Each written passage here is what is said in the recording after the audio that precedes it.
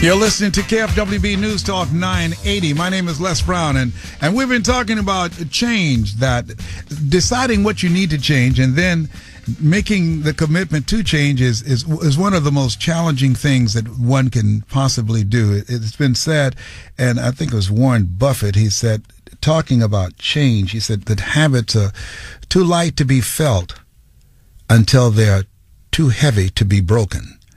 And when you're thinking about changing that, they start out first as habits and they become very, very heavy, and it's hard to reverse that behavior, hard to reverse that mindset. So how do you do that? How do you make that radical change to improve your life, to improve your health, to improve your relationship, to improve your finances? What is it that you need to do? Well, number one is you got to make up your mind. You know, there's nothing as powerful as a made-up mind. You've got to make up your mind and keep your commitment to your commitment. You've got to make up your mind. This is what I want. And come hell or high water, I'm not going to let anything turn me around. I'm not going to let nobody turn me around. When you make up your mind, trust me, you're going to have some people that will try and discourage you. Oh, if you're losing weight, you have all your fat friends saying, oh, you look sick. Hold on, I'm telling you. No, make up your mind. What other people think about you is none of your business. Make up your mind. What is it you want for your life? What is it you want in terms of your finances, your own standard of living? What is it you want for you that makes you happy, that gives your life a sense of meaning and value? And make up your mind, I'm going to make that happen, okay? The next thing is you got to change your relationships. I think that there are two types of relationships in life. There are nourishing relationships, and they're toxic relationships. We're talking to a young lady by the name of Carol.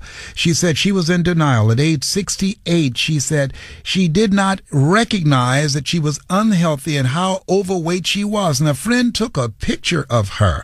And once she saw what she looked like at 350 pounds, she decided to do something about it. And I said, well, how are you doing it? How are you maintaining it? She said, well, number one, I stay away from my family because they were not good for me. I have a friend who was trying to stop from drinking. And if you want to stop from doing something you're doing right now, you got to change people, you got to change places, and you got to change things. You got to change the people that you've been hanging out with who do those things.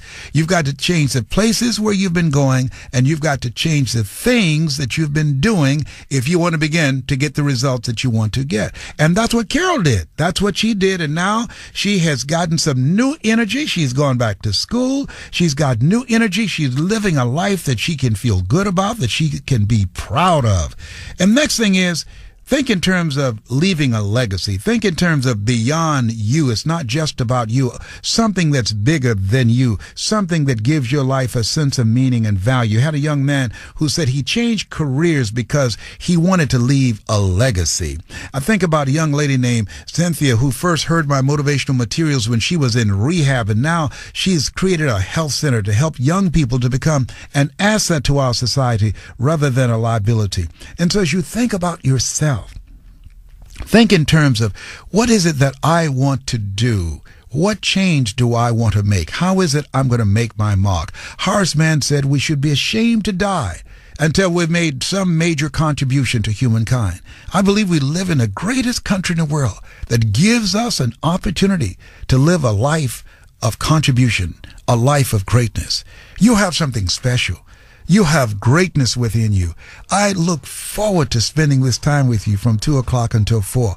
And I'm going to be here tomorrow looking for you. In the meantime, remember, in order to be successful, you must be willing to do the things today others won't do in order to have the things tomorrow others won't have.